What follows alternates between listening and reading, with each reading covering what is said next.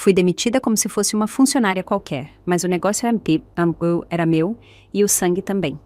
Meu nome é Rosália, tenho 63 anos e por mais da metade da minha vida me dediquei a cozinhar para os outros, mas especialmente para o meu filho e a família dele.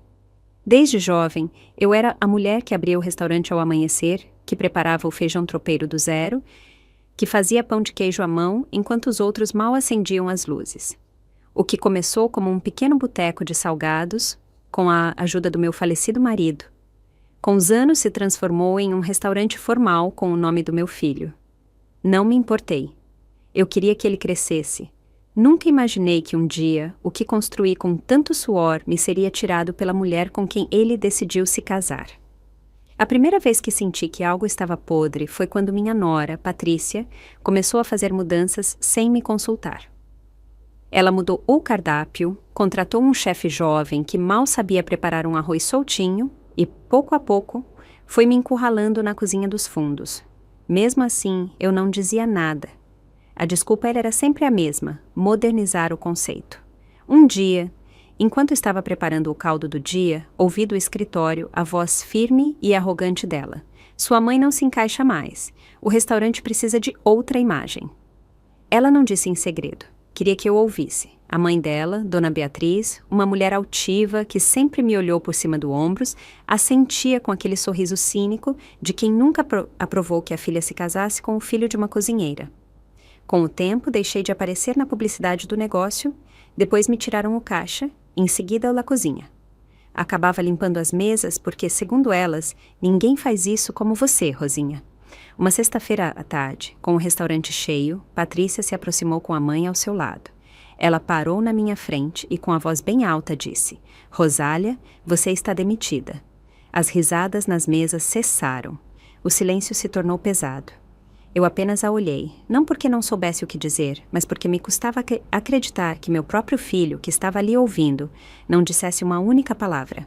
Ele ficou quieto, cabisbaixo, como se eu fosse uma estranha qualquer. Dona Beatriz deu meia volta e murmurou. Era questão de tempo. Ela já estava com as mãos tremendo para servir. E assim, com o avental posto, me tiraram pela porta dos fundos. Naquela noite, caminhei sem rumo. Não tinha casa porque vivia no andar de cima do restaurante. Não tinha economias porque tudo o que ganhava reinvestia ali. Por eles. Sentei-me em um banco da praça principal, abraçando uma sacola com meus utensílios de cozinha e 2 trocas de roupa. Pensei em ir para a casa de uma prima distante, mas lembrei que Patrícia já havia falado mal de mim entre conhecidos, como se eu fosse um peso. Enquanto as luzes da cidade se apagavam uma por uma, algo dentro de mim se acendia pela primeira vez. Não ia deixar que aquela fosse minha última cena, mas o que eu ainda não sabia era o que viria no dia seguinte. E quem mais da família de Patrícia se atreveria a me pisar com ainda mais crueldade.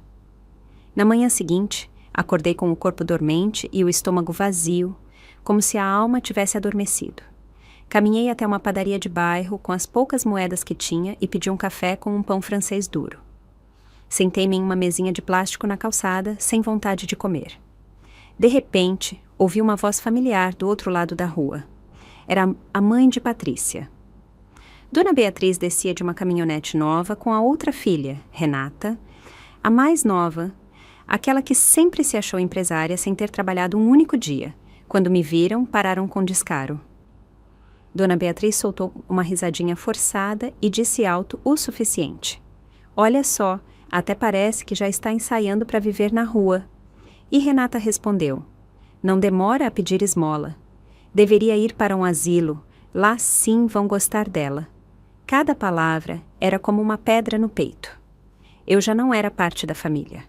Agora, era a chacota pública dessas mulheres que sempre me desprezaram em silêncio. O que elas não sabiam é que não estavam empurrando uma idosa rendida. Estavam empurrando uma mulher que havia se quebrado de tanto trabalhar para alimentar o bairro do Limoeiro por décadas. Terminei meu pão seco e me levantei. Não respondi. Não precisava. Às vezes, o silêncio é a forma mais poderosa de plantar uma semente de resistência. Caminhei até o mercado e, embora me doesse a cada passo, perguntei por massa de pastel, queijo e papel alumínio. Comprei o suficiente para preparar 20 pasteizinhos. Não tinha mesa, nem permissão, nem carro, mas tinha mãos e tinha dignidade. Naquela mesma tarde, me instalei em frente a uma escola de ensino médio com uma caixa térmica velha, emprestada por uma senhora que vendia caldo de cana. Os primeiros alunos passavam direto, mas um parou. "Quanto custa, vovó?" Ele perguntou. Respondi com voz firme. R$ 10. São de carne, mas bem feitos. Ele comprou um, deu uma mordida e me olhou com os olhos arregalados. Voltou minutos depois com 2 amigos. Depois vieram mais 5. Em menos de 1 hora, a caixa térmica estava vazia. Naquela noite, dormi em uma pensão barata com as moedas que ganhei. Não era luxo, mas era teto e era meu. Pela primeira vez em dias, senti algo parecido com esperança. Mas, justo quando comecei a pensar que tudo podia melhorar, uma patrulha municipal parou em frente à minha barraca improvisada no dia seguinte. Uma mulher uniformizada desceu com uma caderneta e, sem cumprimentar, perguntou: "Tem licença para vender aqui?" E antes que eu pudesse explicar nada, Dona Beatriz desceu de um carro estacionado a poucos metros, fingindo surpresa. "Que coincidência encontrá-la aqui. Oficial, tome cuidado. Esta senhora manipula alimentos sem licença. Poderia adoecer as crianças." O olhar da oficial mudou em um instante. Senti-me cercada, apontada, traída mais uma vez, mas aquela não seria a última humilhação que me esperava naquela semana. A patrulheira me olhou como se já tivesse decidido que eu era culpada de algo. Pediu minha identificação, tirou uma foto minha ao lado da caixa térmica e começou a escrever em sua caderneta como se eu fosse uma criminosa. Dona Beatriz, parada a poucos metros, fingia indignação enquanto revisava o celular. "É preciso cuidar da saúde pública", dizia em voz alta, como se falasse para o vento. Alguns estudantes que já me conheciam tentaram me defender, dizendo que a comida era boa e que não havia acontecido nada com eles, mas a oficial não ouviu. Disseram-me que eu deveria retirar tudo imediatamente ou seria multada. Com as mãos tremendo, recolhi o pouco que tinha enquanto Dona Beatriz se aproximava lentamente para dar o golpe final. "Rosália", ela disse, fingindo ternura. "Eu sei que deve ser difícil para você, mas há lugares para mulheres como você. O CRAS tem programas, asilos. Essa vida não é digna, sabe? Você até poderia trabalhar na cozinha de um abrigo, limpar o chão, fazer sopas, essas coisas que você sabe fazer." Ela sorriu com superioridade e me deu um tapinha no ombro como se estivesse me consolando. Eu a olhei por alguns segundos. Por dentro, fervia, mas por fora, permaneci firme. Não ia lhe dar nenhuma lágrima, nem um tremor. Apenas recolhi minhas coisas e saí andando sob o sol das 3 da tarde com a caixa térmica vazia, mas com uma ideia cada vez mais clara. Aquela mulher queria me ver derrotada, e isso jamais. Naquela noite, voltei para a pensão, mas as moedas já não eram suficientes. A dona me deixou ficar só por hoje, com cara de tédio.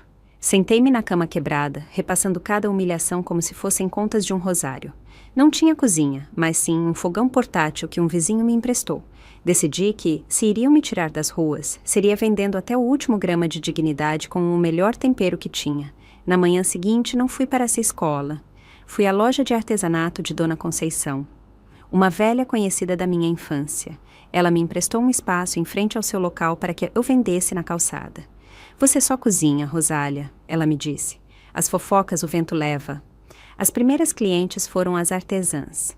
Uma mordeu o pastel de palmito e o rosto dela se iluminou. Outra perguntou se eu fazia curau. Um homem passou e pediu 4 para levar. Em 2 horas, não me restava nenhum. Fui para casa com mais dinheiro do que nos últimos 5 dias juntos. Pensei que finalmente poderia dormir tranquila, mas ao chegar, encontrei a dona da pensão na porta com minhas coisas em uma sacola preta. "Hoje, uma senhora muito elegante veio dizer que você era problemática, que tinha problemas com a lei. Não quero confusão, Rosália. Procure outro lugar." E enquanto eu ficava mais uma vez na rua, soube que Dona Beatriz não pararia até me ver arrastada, mas ela ainda não sabia do que essa velha era feita. Dormi sentada em um banco da rodoviária, abraçando a sacola plástica com minhas coisas como se fosse um escudo. A cada hora, um guarda passava para verificar se ninguém ficava dormindo por muito tempo, mas eu fingia estar acordada. Quando amanheceu, caminhei direto para a loja de Dona Conceição, sem casa, sem banheiro, sem cama, mas com massa de pastel, banha e a firme decisão de não desaparecer. Naquela manhã, vendi pasteizinhos como pão quente. As artesãs separavam pedidos e um senhor taxista me encomendou 20 para o turno da noite. Pela primeira vez, senti que o vento começava a mudar de direção. Ao meio-dia, enquanto mexia o caldo na panela emprestada, vi um carro de vidros fumê estacionar em frente à loja. Desceu Renata, a irmã de Patrícia, com seu habitual ar de diva. Ela se aproximou com óculos escuros, gravando com o celular. Isso é o que você faz agora, Rosália? Vender comida na rua como ambulante? Ai, que vergonha alheia! Você deveria ter mais dignidade. Em seguida virou a câmera para si mesma e disse: Amigos, aqui lhes apresento a ex-sócia da minha irmã, a que se achava chefe, e agora está vendendo na calçada. Ela zombou de mim como se eu fosse uma caricatura. Queria me expor, me ridicularizar. O que ela não sabia era que do outro lado daquela calçada havia uma fila de pessoas esperando meus pasteizinhos. Dona Conceição saiu ao ouvir os gritos e se postou firme. Aqui ninguém é menos que ninguém, menina. Se não vai comprar, é melhor ir embora. Renata bufou, guardou o celular e subiu de novo na caminhonete, mas a visita dela teve efeito. À noite, nas redes sociais, apareceu um vídeo meu com um texto em cima. Quando você se acha empresária, mas termina vendendo pasteizinhos. Os comentários eram cruéis. Alguns até celebravam minha desgraça. Gente que me havia cumprimentado com afeto antes, agora ria atrás das telas. Fechei o celular. Meu sangue fervia, mas também ardia o orgulho. Não queria fama, queria respeito, e se tivesse que ganhá-lo novamente, o faria prato por prato. Na manhã seguinte, chegou uma mulher que eu nunca havia visto, bem vestida, cabelo preso, olhar gentil. Perguntou-me se podia sentar e provar um de cada sabor. Ela o fez em completo silêncio, sem dizer nada até o último pedaço. Depois me olhou diretamente nos olhos e disse: Rosália, trabalho em uma revista gastronômica. Já provei comida de muitos lugares, mas isso que você faz não é comida de rua. É herança, é identidade. Você me permite fazer uma entrevista? Senti meu peito apertar. Anos depois de me apagarem do restaurante, alguém estava me vendo de verdade. Mas, justo quando ia responder, ouvi atrás de mim uma voz venenosa que gelou o momento. O que essa senhora está falando de comida se nem cozinhar sabe mais? A voz era inconfundível. Patrícia, de pé atrás de mim, com os braços cruzados, os lábios pintados como sempre, e aquele olhar arrogante que aprendeu com a mãe. Ela não vinha sozinha. Ao seu lado, como uma sombra fiel, estava Dona Beatriz, avaliando-me com os olhos como se ainda tivesse poder sobre o meu destino. A jornalista ficou em silêncio, sem saber se ficava ou ia embora. Eu não disse nada, apenas me virei devagar, peguei um pastel de queijo e o servi em um prato de papelão com a mesma dignidade de sempre. Patrícia sorriu com desprezo. Isso é o que você faz agora? Servir comida na rua e sonhar em sair em revistas? Que triste. O bom é que meu restaurante já não cheira a banha velha. A jornalista tentou mediar, dizendo que havia chegado por recomendação de vizinhos que só queria contar uma história de esforço, mas Dona Beatriz não permitiu. De esforço, por favor. Essa senhora viveu anos às custas do negócio da minha filha. Quando a tiramos, foi porque já não contribuía em nada. As coisas como são. Cada palavra era uma facada disfarçada de verdade. Patrícia pegou o celular e tirou uma foto da minha barraca. Isso vai direto para o nosso grupo de sócios para que vejam que tomamos a decisão correta. Eu continuava em silêncio. Não por medo, mas porque entendia que não havia nada que pudesse dizer que mudasse aquelas mentes podres. A jornalista, no entanto, guardou sua caderneta e disse em voz baixa: Não se preocupe, Dona Rosália. Eu sei quando alguém cozinha com raiva e com história. Patrícia e Dona Beatriz se foram como vieram, deixando para trás seu veneno, mas sem imaginar que a única coisa que conseguiram foi acender mais forte o fogo dentro de mim. Naquela mesma tarde, a jornalista publicou uma nota nas redes sociais sob o título O Sabor que Renasce na Calçada. Rosália e sua resistência com sabor de milho. As fotos mostravam minhas mãos servindo pasteizinhos, meu olhar firme e uma fila de gente esperando sob o sol. Em menos de um dia, o artigo foi compartilhado centenas de vezes. Pessoas que nunca haviam me provado chegaram de outros bairros só para me conhecer. Os pedidos duplicaram e a cada venda sentia que recuperava um pedaço da minha voz. Mas o sucesso incomoda quem não suporta ver crescer quem achava que estava destruído. 2 dias depois, um fiscal da prefeitura chegou com uma ordem assinada. Eu deveria fechar a barraca por obstrução da passagem de pedestres. Ele disse que alguém havia apresentado uma denúncia formal, acompanhada de fotos e vídeos. Não precisei perguntar quem. Enquanto guardava as panelas com o coração apertado, ouvi ao longe uma das artesãs dizer em voz baixa: "Essa dona Beatriz não se cansa, mas um dia tudo vai virar contra ela." E justo naquele instante, recebi uma ligação de um número desconhecido. Uma voz clara me disse: "Dona Rosália, estou interessada em investir na sua cozinha. Podemos conversar amanhã com calma?" Naquela noite, não dormi. A ideia de que alguém quisesse investir na minha cozinha me parecia tão distante quanto absurda. Revisei 1000 vezes o número no celular, convencida de que deveria ser um erro, uma brincadeira cruel ou mais uma armadilha da família de Patrícia. Mesmo assim, no dia seguinte, compareci ao encontro que combinamos em um pequeno café do centro. Sentei-me na mesa junto à janela, com o coração batendo como se fosse meu primeiro dia de aula. Poucos minutos depois, chegou um homem de uns 40 anos, bem vestido, mas sem pretensões, com um sorriso honesto e voz tranquila. "Dona Rosália, sou o Ernesto. Provei seus pasteizinhos há 2 dias e não parei de pensar neles desde então." Ele me contou que tinha uma pequena cafeteria na Vila Madalena e que queria incluir em seu cardápio opções tradicionais autênticas com alma.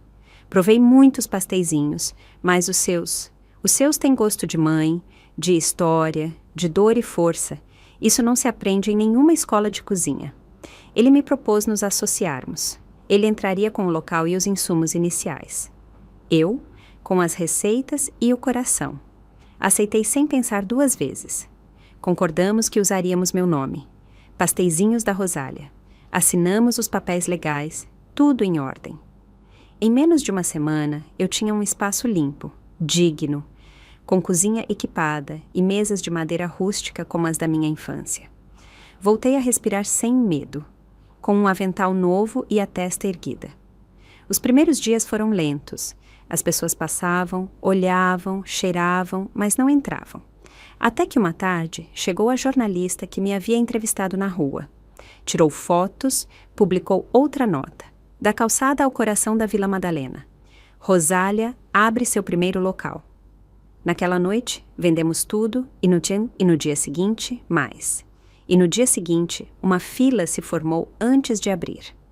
Mulheres mais velhas vinham me abraçar. Jovens me pediam selfies. Um chefe famoso me mencionou no Instagram. Minhas mãos voltavam a arder, mas desta vez de tanto trabalhar, não de tristeza.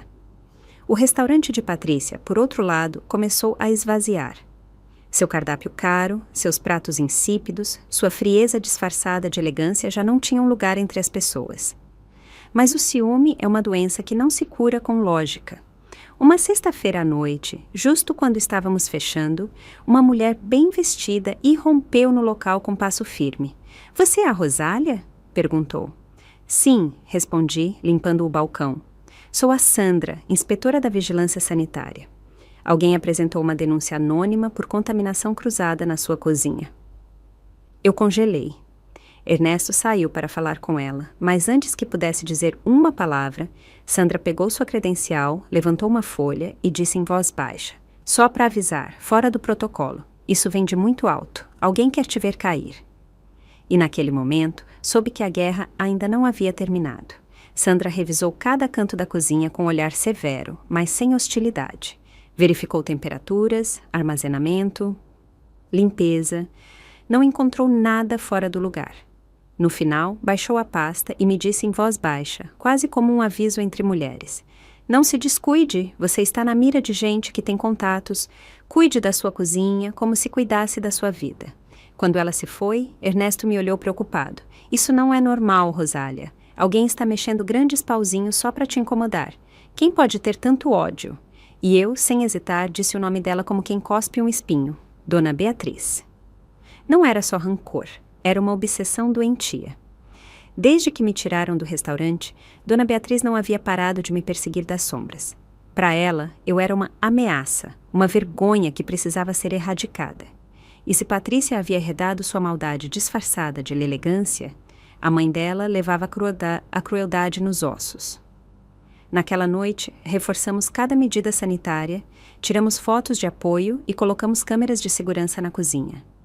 Não pensávamos dar a elas um único motivo para nos fecharem, mas o verdadeiro golpe não viria em forma de denúncia, e sim com um nome na lista de clientes do dia seguinte.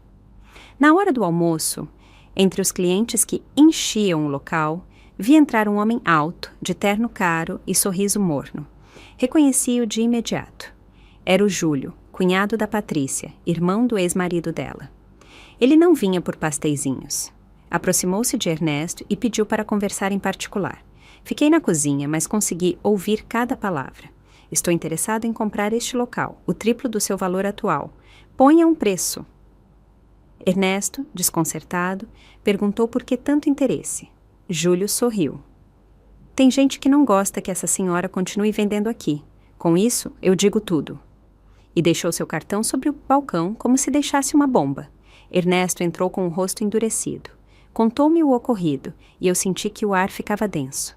Queriam me fazer desaparecer pela via legal, por pressão econômica, por asfixia lenta. Queriam me apagar do mapa como se minha história os incomodasse, como se minha comida gritasse verdades que eles não podiam silenciar. Naquela noite, enquanto limpava a chapa com mãos firmes, decidi que não iam comprar minha dignidade nem com todo o ouro do mundo, mas, justo quando fechávamos a porta, Ernesto me mostrou o celular. Rosália, você tem que ver isso. Na tela, uma nota nova circulava. Restaurante de pasteizinhos acusado de roubo de receitas por familiares de chefes renomados. E a foto que acompanhava era minha. A foto era clara. Eu, com o avental posto, servindo pasteizinhos do lado de fora do local, capturada de um ângulo que pretendia me mostrar como uma farsante.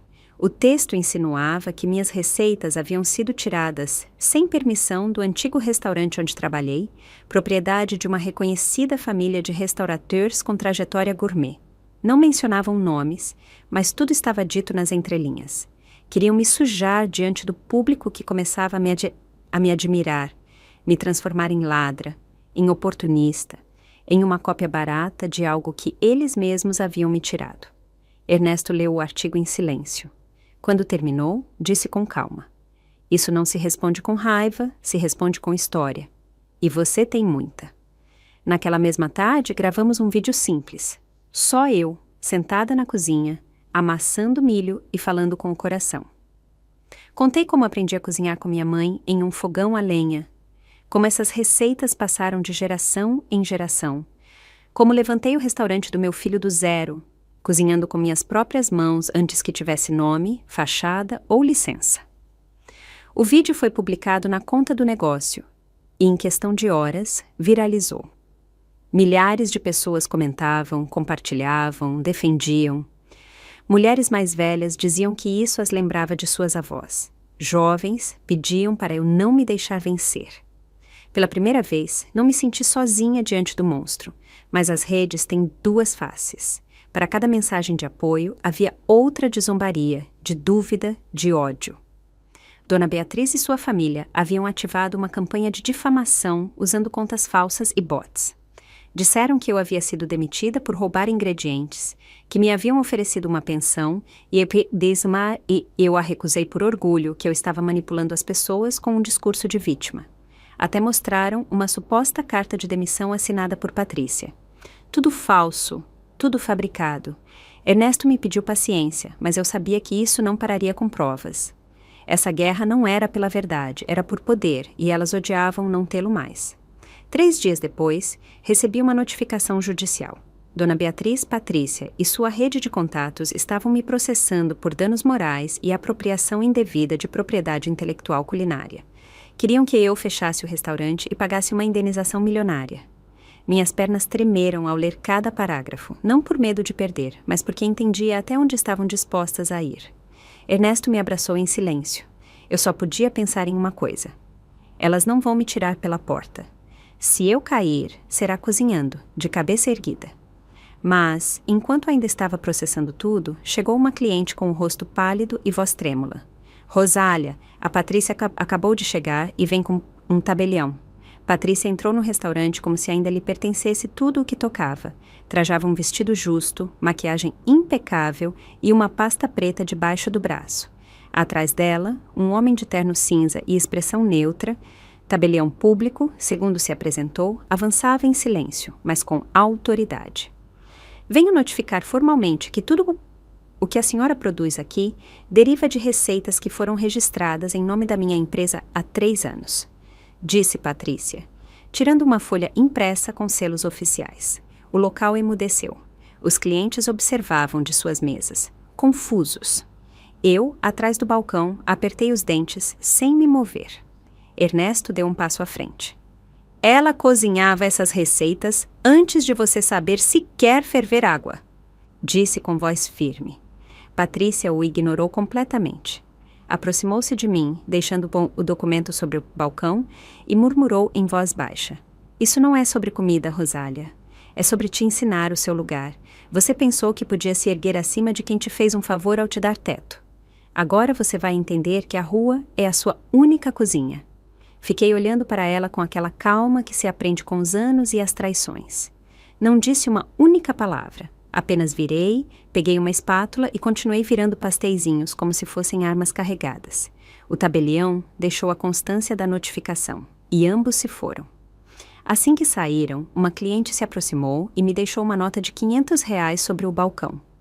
Eu não venho por receitas registradas, venho pelo sabor que ninguém mais tem, a senhora não pare.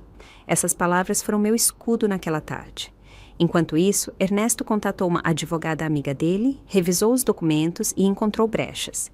As receitas registradas não eram precisas nem completas, nem incluíam ingredientes base. Além disso, não existia evidência de que elas as tivessem criado. A demanda era uma tentativa de intimidação, mas tinha potencial de se tornar séria se não agíssemos logo. Naquela noite, depois de fechar, fiquei sozinha na cozinha. Observei minhas mãos. Estavam marcadas, inchadas, mas firmes. Servi-me um pouco de caldo de cana e sentei-me em frente ao fogão. Pensava no meu filho, em como ele havia se calado quando me demitiram, em como não havia dado as caras desde então, mas algo me dizia que seu silêncio estava prestes a terminar. No dia seguinte, enquanto preparávamos os pedidos para uma feira gastronômica, Ernesto revisava o celular e soltou de repente. Não pode ser, Rosália. Vem ver isso. Aproximei-me. Na tela, uma transmissão ao vivo, e lá estava ele, meu filho, sentado em frente a uma câmera, dizendo em voz clara: quero contar a verdade sobre minha mãe e o que fizeram com ela. Ver meu filho em frente a uma câmera depois de tantos meses de silêncio foi como receber um tapa envolto em nostalgia. Ele usava uma camisa que eu não conhecia e falava com uma voz que parecia ensaiada, como se quisesse soar sincero, mas não soubesse como. Minha mãe, Rosália, é uma grande cozinheira, sempre foi, mas também é verdade que as receitas que hoje utiliza foram desenvolvidas no restaurante que minha esposa e eu fundamos.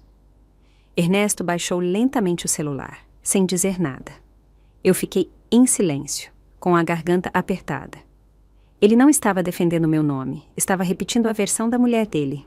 O que ele fazia, disfarçado de conciliação, era me lançar debaixo do mesmo ônibus que ele dirigia. Na transmissão, meu filho falava de pontes, de reconhecer erros de ambas as partes e de negociar soluções sem prejudicar reputações. Dizia que queria evitar que isso fosse adiante, que havia carinho envolvido. Mas suas palavras soavam a pressão legal, não a amor. Não havia um perdão, nem um eu errei, nem um sinto sua falta, mãe. Apenas frases cuidadosas, mornas, medidas. Dona Beatriz e Patrícia certamente estavam por trás do roteiro. A mensagem era clara, queriam ficar bem publicamente, se posicionar como os adultos razoáveis, enquanto continuavam me fechando portas das sombras.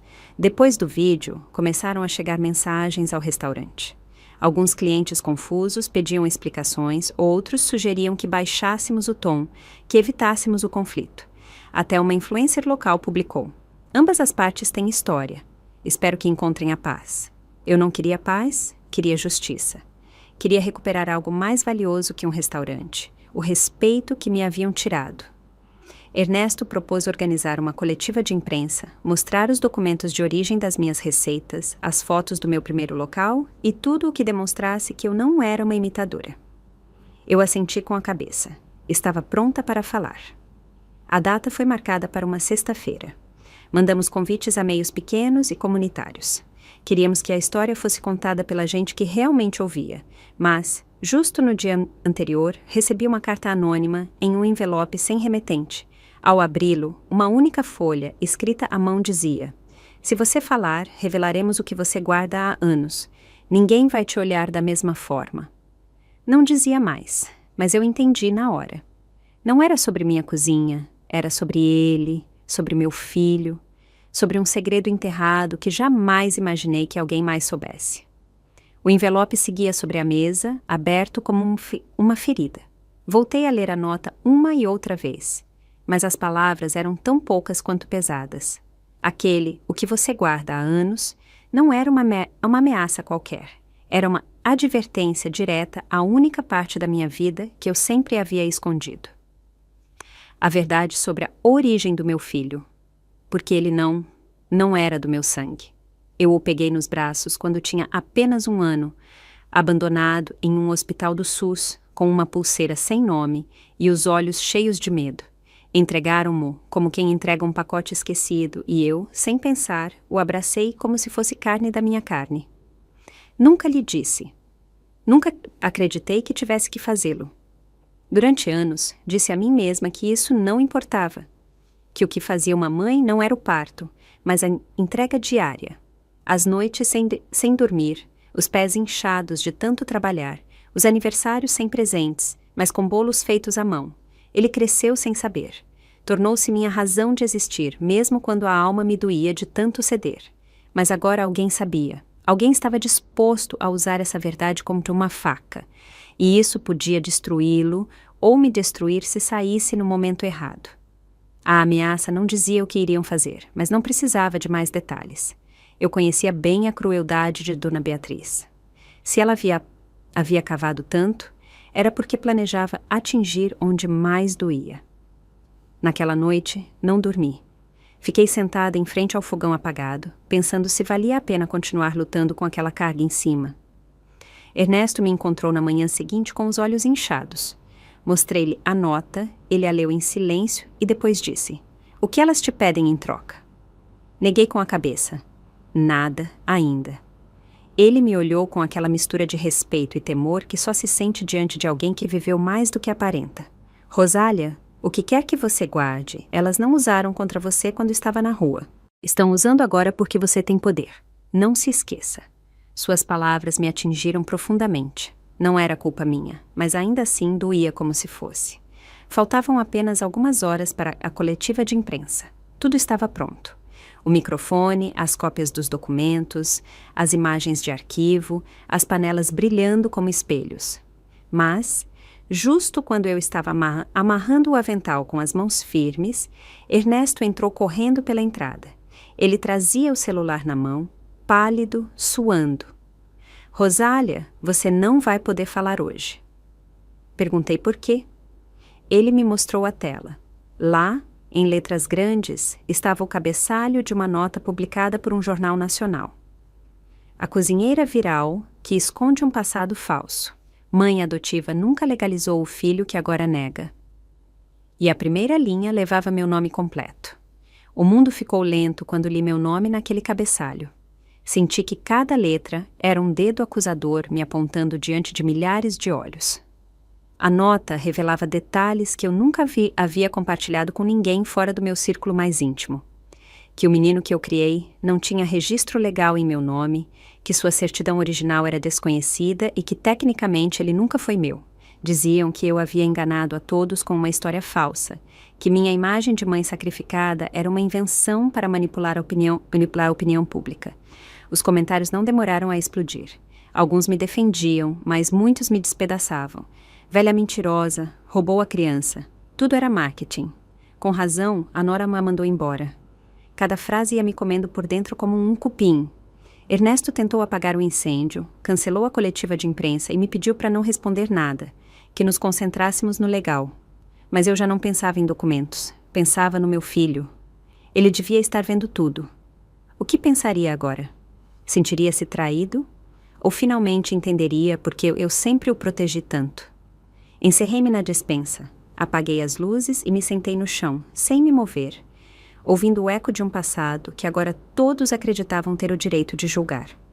No meio da tarde, bateram na porta. Pensei que seria Ernesto, mas não. Era uma mulher que jamais esperei ver novamente. Cláudia, a enfermeira que me havia ajudado naquele hospital há mais de 30 anos. A única testemunha viva do que aconteceu no dia em que peguei aquele bebê em meus braços. Ela me abraçou sem dizer nada. Depois, tirou da bolsa uma pasta amarela e me disse: "Fiquei sabendo do que estão dizendo. Guardei isso todos esses anos, caso um dia você precisasse." Dentro havia cópias de relatórios médicos, fotos do bebê e uma declaração juramentada onde constava que eu havia acolhido a criança diante da ausência de familiares reclamantes.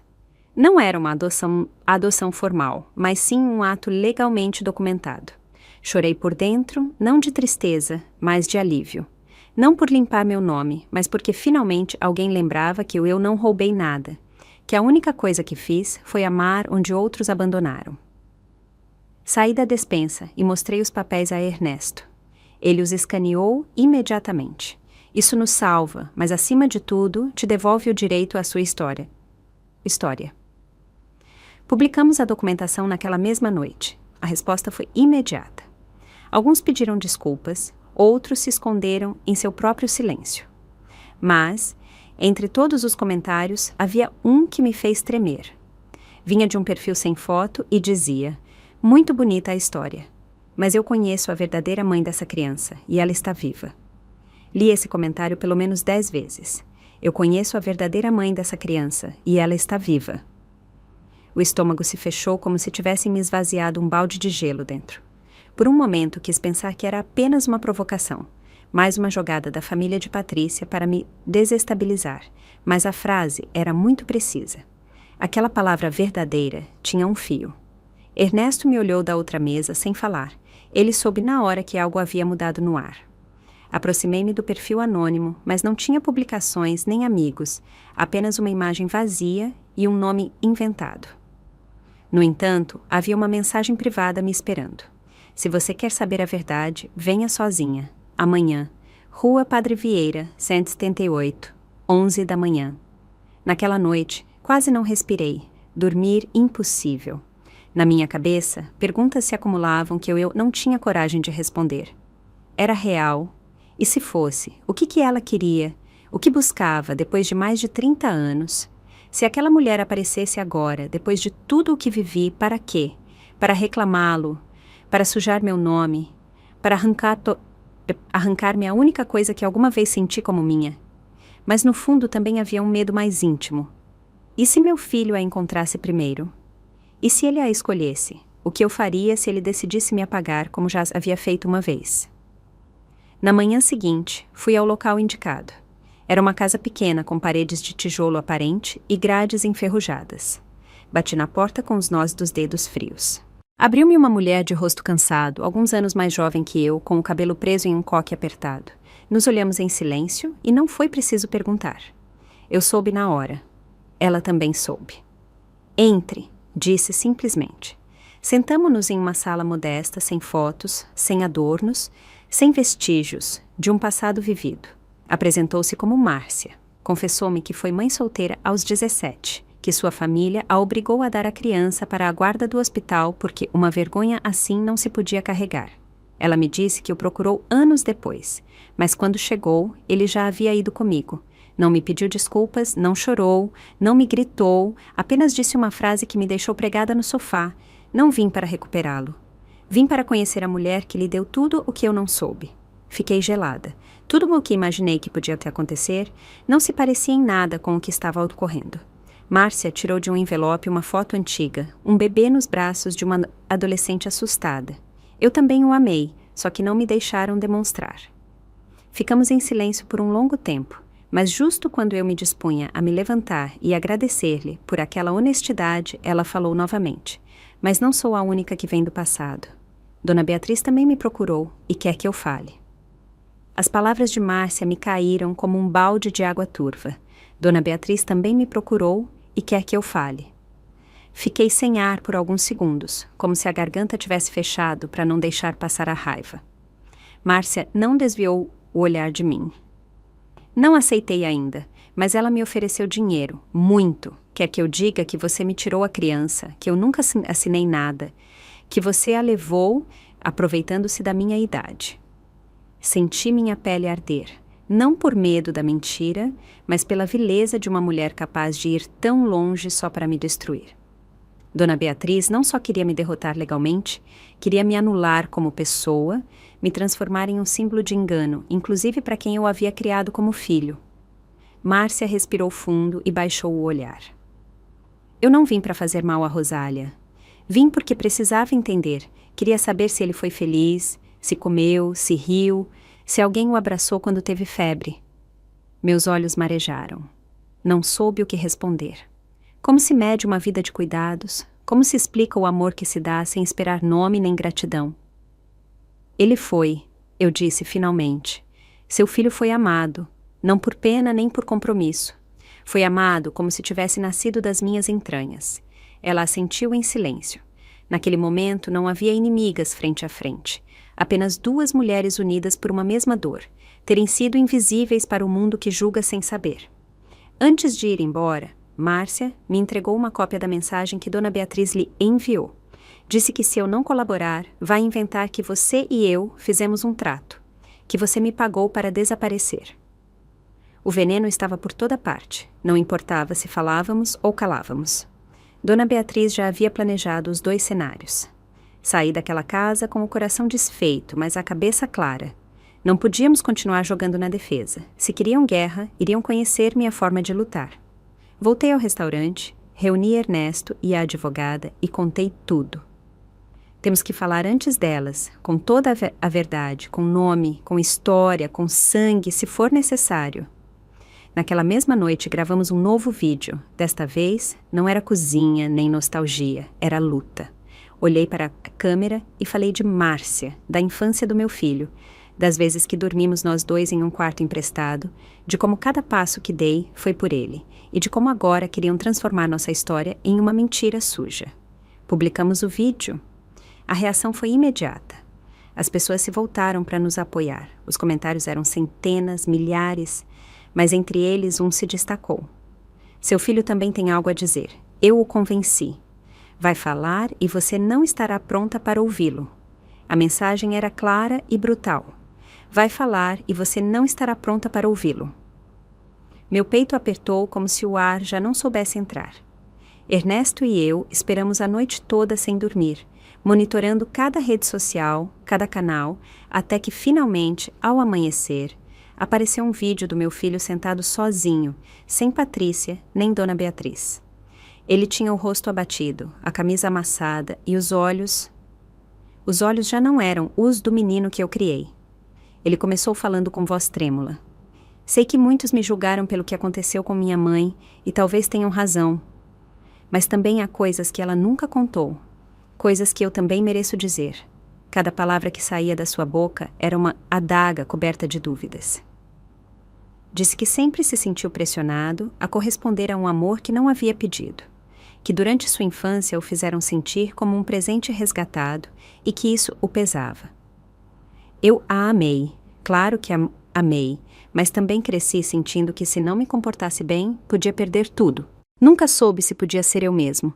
Suas palavras eram como facas que se afundavam lentamente. Falava não com ódio, mas com ressentimento silente. Disse que quando conheceu Patrícia, ela foi a primeira pessoa que lhe disse: "Você não deve nada a ninguém." E que desde então ele havia começado a me olhar com outros olhos. Talvez a forma como tudo terminou foi injusta, continuou, mas também foi a primeira vez que senti que tinha voz. Minha mãe nunca me gritou, mas sua presença pesava mais que qualquer bronca.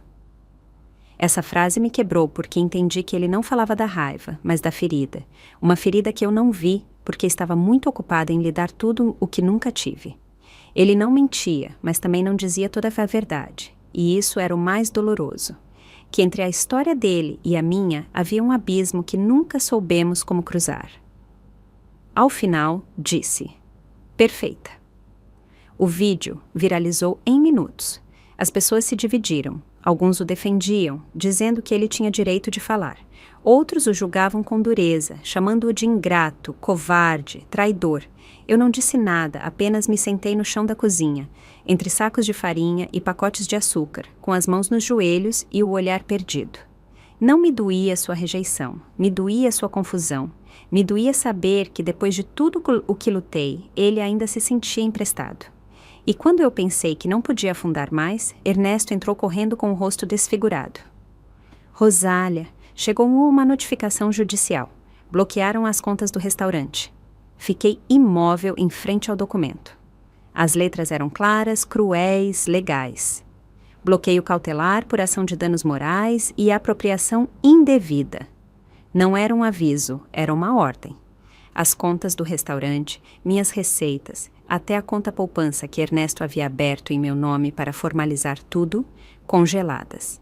Tudo por ordem judicial assinada por um juiz de sobrenome conhecido, o Dr. Silva, amigo de Dona Beatriz, ex-colega de faculdade, daqueles que ainda acreditam que a justiça é para quem pode pagar. Meu coração batia no pescoço, não sentia medo, sentia fúria. Estavam cortando minhas asas, mas não minhas raízes. Ernesto andava de um lado para o outro buscando soluções. Falava ao telefone com a advogada, pedia liminares, revisava papéis, mas eu só pensava nas minhas mãos, nos pratos que não ia poder servir amanhã, nas pessoas que ficariam esperando um sabor que eu já não podia oferecer. Não podíamos usar o nome comercial, não podíamos movimentar dinheiro, e o local, embora continuasse aberto, agora parecia uma armadilha silenciosa.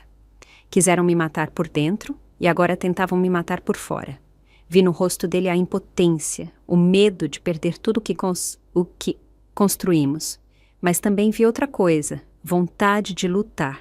Não podemos vender, disse Ernesto com a voz embargada, mas não há nada que nos impeça de doar. Olhei para ele com os olhos arregalados e naquele momento soube o que faríamos. Naquela mesma tarde, preparamos mais de 100 pasteizinhos. Ernesto usou suas economias para os ingredientes. Eu cozinhei como se cada folha de massa fosse uma resposta a cada golpe recebido.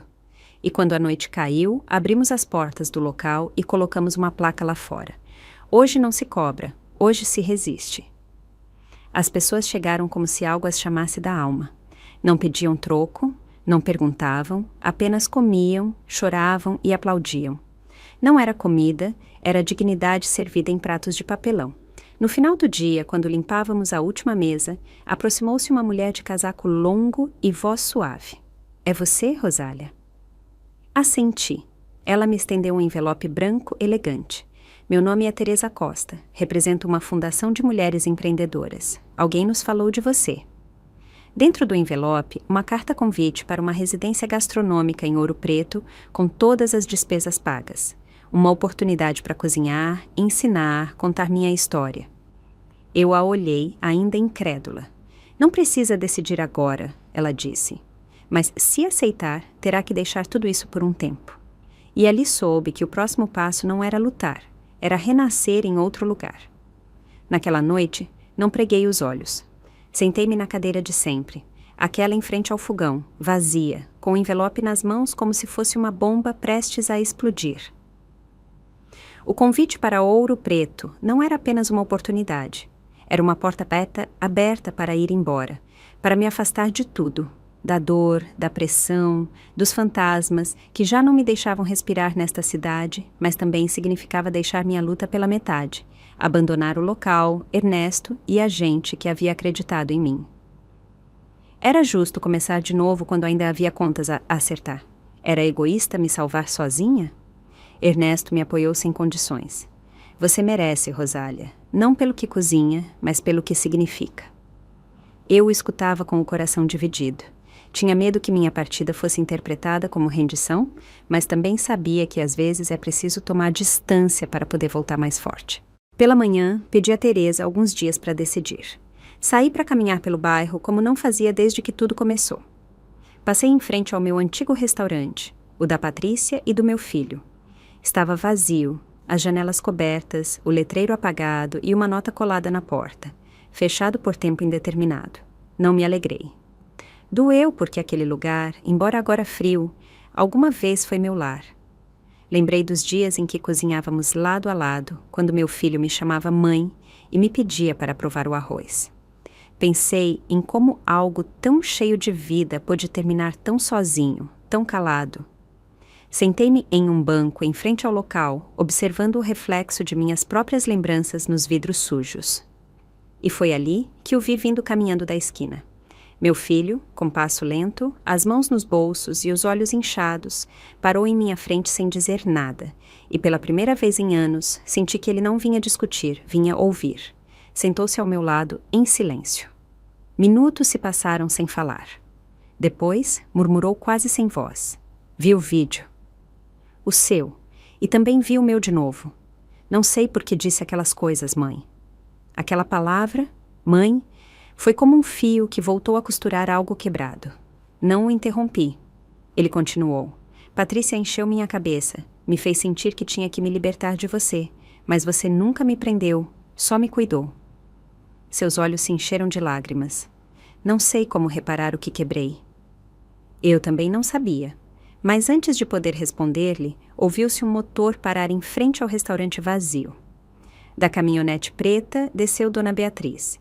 E ao nos ver juntos, soube que ela vinha disposta a fazer sua última jogada. Dona Beatriz desceu da caminhonete com aquele andar arrogante que nunca perdeu.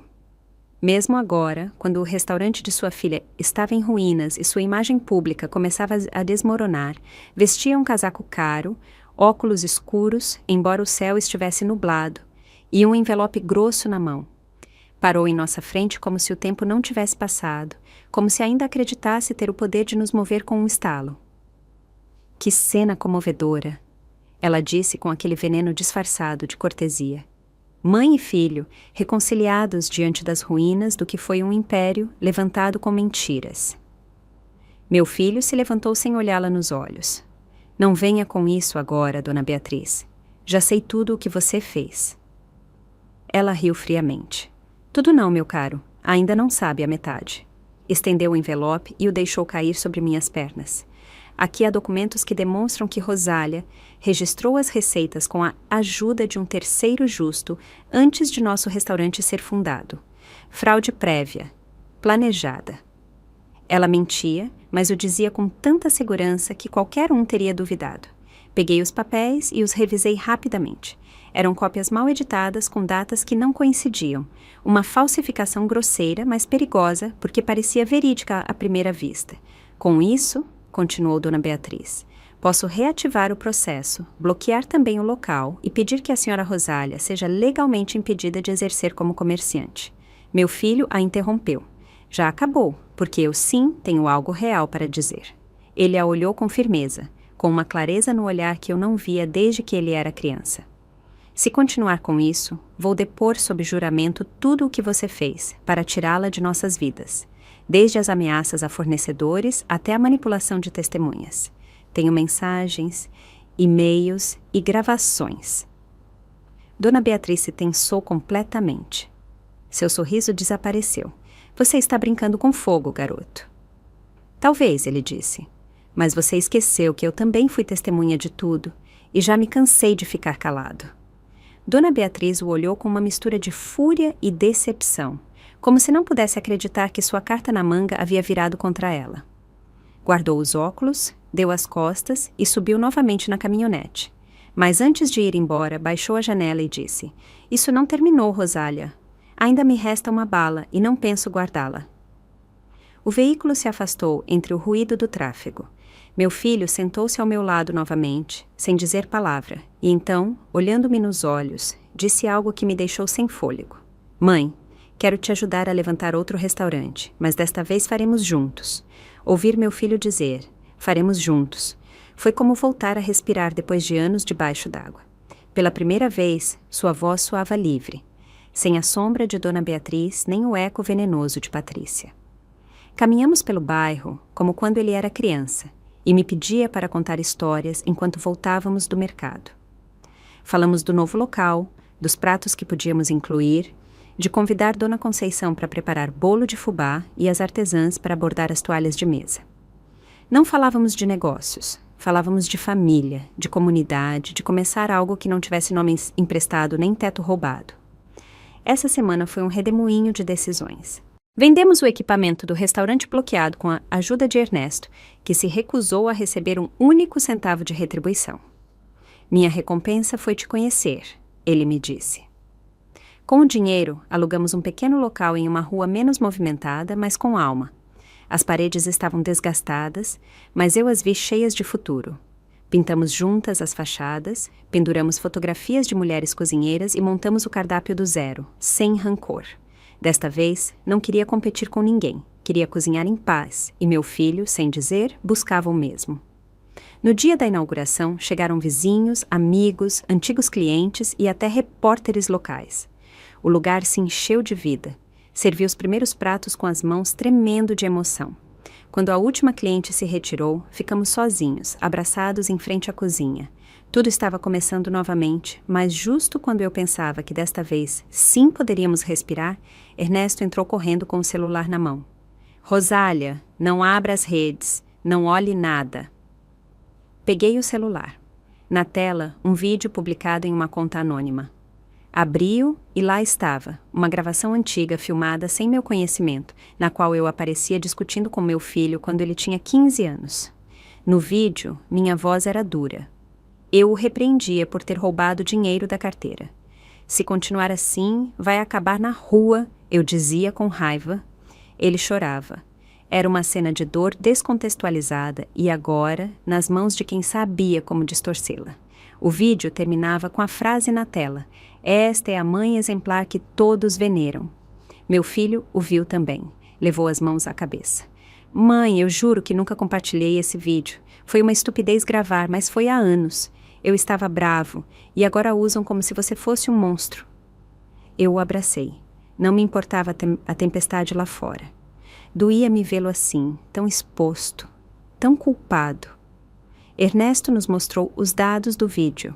Havia sido enviado de um IP localizado nos jardins. Era a casa de Dona Beatriz. Era o golpe final dela. Ela esperou o momento certo. Quando estávamos em paz, quando as pessoas começavam a acreditar novamente, quando finalmente nos reconstruíamos, para então, sim, nos afundar. Tentamos desmentir o vídeo. Enviamos uma gravação real daquele dia que, por sorte, ainda estava no celular antigo, guardada em outra pasta.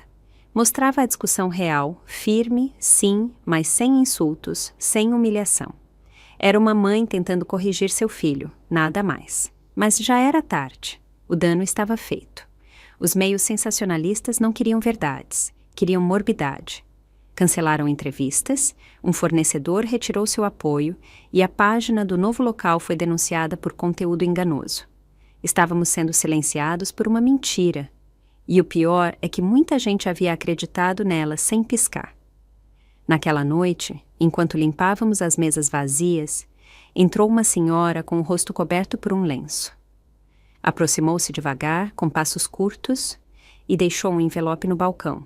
"Isso lhe pertence", disse, e antes que eu pudesse perguntar quem era, ela se foi. Dentro do envelope, um pendrive. Conectamo-lo ao laptop. Havia apenas um arquivo, um vídeo gravado, de dentro de uma sala elegante, onde se via claramente Dona Beatriz falando ao telefone. A voz era nítida. "Sim, edite o vídeo, que soe bem agressiva. Temos que acabar com aquela velha antes que ela abra a boca em Ouro Preto." Minhas mãos tremeram. Agora tínhamos a prova, mas publicá-la poderia incendiar tudo. Passei horas olhando aquela gravação de Dona Beatriz na sala de sua casa, tramando minha queda como se fosse uma simples estratégia de negócios. A frieza em sua voz, a segurança com que dava ordens me reviraram o estômago.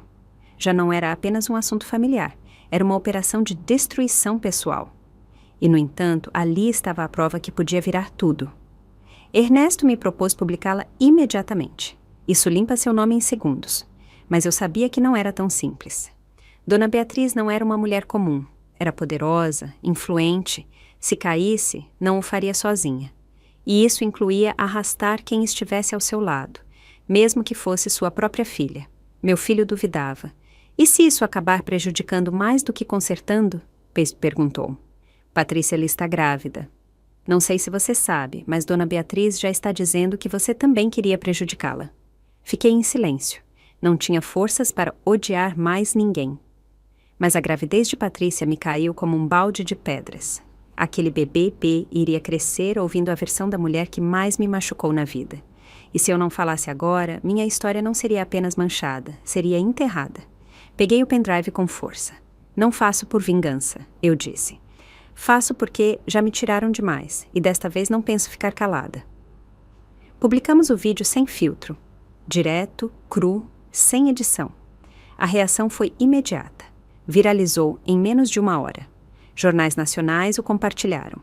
Alguns duvidavam, outros confirmavam com perícias.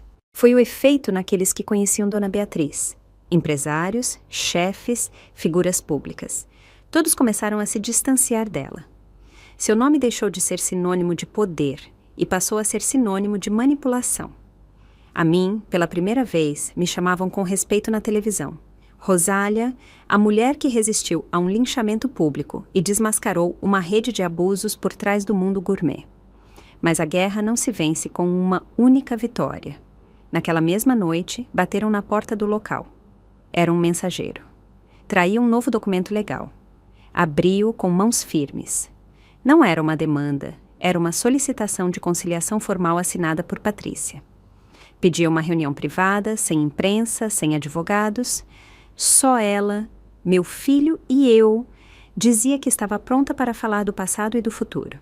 Fiquei gelada. Ernesto me olhou sério. Você acha que ela é sincera? Não soube o que responder, mas algo em meu interior me dizia que aquela reunião não era o que parecia. O encontro foi marcado para um sábado à tarde em um salão discreto dentro de um pequeno hotel no bairro da Vila Olímpia. Cheguei acompanhada de Ernesto, mas ele ficou na entrada. Era uma condição de Patrícia. Só nós 3.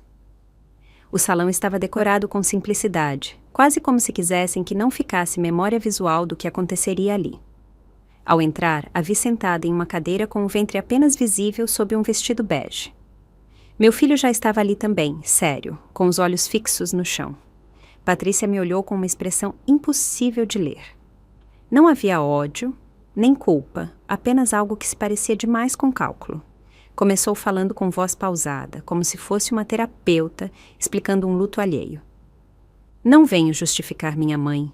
O que ela fez foi sob sua responsabilidade.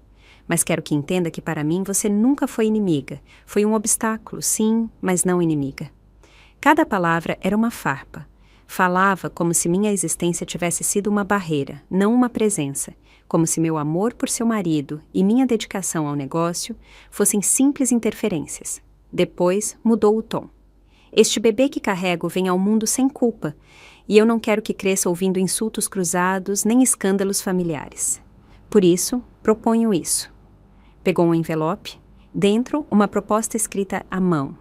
Dizia que eles se comprometiam a desistir de todas as ações legais se eu retirasse qualquer publicação relacionada a Dona Beatriz e se assinasse um acordo de confidencialidade que me impediria de voltar a mencionar o restaurante, o conflito ou meu papel como fundadora. Em resumo, silêncio, esquecimento, ponto final e vida nova. Ela me olhou com um sorriso tênue. Paz, Rosália, mas com condições. Meu filho, ao notar minha expressão, interveio. Isso não foi o que falamos, Patrícia. Você disse que vinha para resolver, não para apagar a história da minha mãe. Ela encolheu os ombros. Às vezes, para fechar feridas, é preciso cobri-las. Levantei-me, sem olhar o papel novamente. Não vim aqui para negociar minha memória, eu disse. Este bebê que você espera um dia vai perguntar quem eu fui, e eu não vou permitir que cresça ouvindo apenas sua versão. Dirigi-me à porta, mas antes de sair, parei. Eu não quero guerra, mas também não devo paz a quem me despojou de tudo. A dignidade não se assina, se vive. Fechei a porta atrás de mim, com o coração batendo como um tambor. Mas ao sair, Ernesto se aproximou com o rosto pálido. Rosália, acaba de sair outra publicação. Desta vez não é contra você, é contra seu filho. E vem de dentro. O artigo era brutal. Uma reportagem publicada por um portal digital, assinada por um colunista vinculado a antigos sócios de Dona Beatriz. O título: O Filho Pródigo, Negócios Ocultos, Documentos Falsos e o Silêncio Comprado de uma Mãe Midiática. Em seu interior, insinuava-se que meu filho havia usado o restaurante como fachada para movimentar dinheiro de procedência duvidosa. Mostravam capturas de transferências alteradas, mensagens tiradas de contexto e até uma suposta declaração anônima que afirmava que todo o meu projeto era um plano dele para limpar sua imagem. Era uma tentativa de sujá-lo e isolá-lo como último ato de vingança. Meu filho o leu em silêncio. Não negou, não explicou, apenas me olhou e disse: "Não aguento mais, mãe." Ele me contou o que nunca se atreveu a dizer, que Patrícia e Dona Beatriz o haviam pressionado para usar nossos recursos quando ainda estávamos casados legalmente com o nome do restaurante anterior, que ele sim assinou coisas que não entendia, que sim encobriu erros, e que agora tudo isso o estava alcançando. Eu queria fazer o certo com você, mas não me limpei antes. Não mereço o seu perdão, mas tinha que te dizer. Sua voz se quebrou, e em seus olhos já não vi o homem confuso. Vi o menino que criei com as mãos calejadas e o coração cheio. Não o abracei. Não lhe disse que tudo estava bem, apenas o me escutei. Às vezes, o perdão começa por isso. Acompanhei-o para se apresentar voluntariamente a um advogado disposto a cooperar em tudo o que fosse necessário. Ele falou, mostrou seus e-mails, confessou o que sabia, caiu sem escudos. Mas caiu com dignidade. A gente o viu e, pela primeira vez, não o chamaram de covarde, o chamaram de valente, não porque tivesse sido perfeito, mas porque se atreveu a limpar sua própria história. Eu fiquei em silêncio durante semanas. Cozinhava, sim, mas mais do que tudo, pensava no que somos, no que nos ensinam a calar, no que custa ser mulher e mãe. Tempo depois, viajei para Ouro Preto com a bolsa da fundação. Ensinei a outras mulheres a preparar o que a mim me salvou. Comida com história. Recebi abraços, cartas, silêncios cúmplices. Meu filho me visitou um mês depois com o rosto mais tranquilo. Ajudou-me a montar uma mostra fotográfica com imagens da minha vida. A rua, a panela, o local, o fogo. Nenhuma dizia tudo, mas juntas contavam. Antes de voltar para a cidade, ele me deixou uma carta. Nela, uma única frase: "Não herdei seu sangue, mas sim sua força.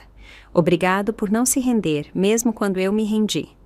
E chegamos ao fim de mais uma história da vida com Vozes de Maria. O que essa história fez você sentir?